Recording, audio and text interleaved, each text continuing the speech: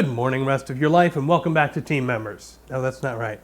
I'm a bit sick. After 2 long airplane journeys, I managed to contract the dreaded AvianSwineflubola. And the air conditioning isn't working, so I've been freezing pots of ice and putting them out in front of various fans, so forgive me if I'm a little cranky today.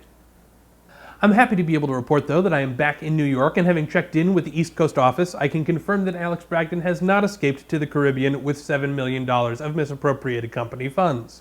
Alex has, in fact, not quite figured out how to remove the company's Oculus Rift and has been spending the last week in a bit of a fantasy land.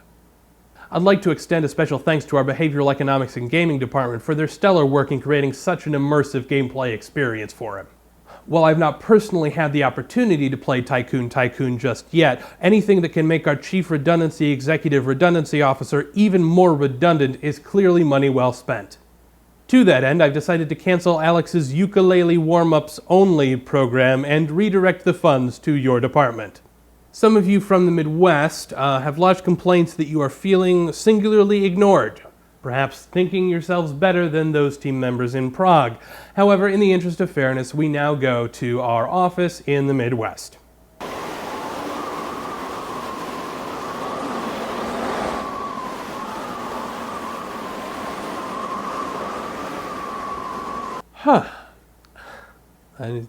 You're doing great work, guys. Keep it up. We are all counting on you. Thanks. An anonymous team member asks, would you swap intelligence for happiness? I would willingly shed 10 IQ points to be contented more of the time. I would, in a New York minute, which by latest reckoning is approximately 17 seconds. There's an interesting point inherent in this question that I'd like to hang a lantern on, specifically that we consider individual intelligence to be a key metric of success. And we spend a lot of time trying to encourage that sort of independence. We have an educational system that tests students individually to make sure that they know the knowledge by themselves. It's not enough that you and your friends could probably work out the times tables. No, you must know personally that 6 times 7 is 474. But if we look back at history, progress has never been about individual achievement. Evolution is too slow to grant us superpowers. When we reached the limits of our physical abilities, we didn't sit around waiting and hoping to grow more muscular. Instead, we started working in groups and using tools. The same is true of our mental abilities. Our brains are remarkable and we're only just beginning to understand them, but still, communal knowledge is growing far faster than our neural connections.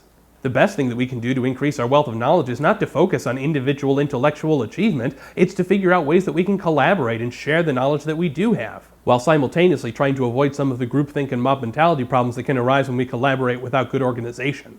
From my perspective, working on happiness and compassion for one another is the greatest thing that one can do for one's intellect. We're in a very weird environment now where an average person with a smartphone will have far more useful and practicable knowledge than an isolated genius. Now everyone back to your cubicles and have a great Monday.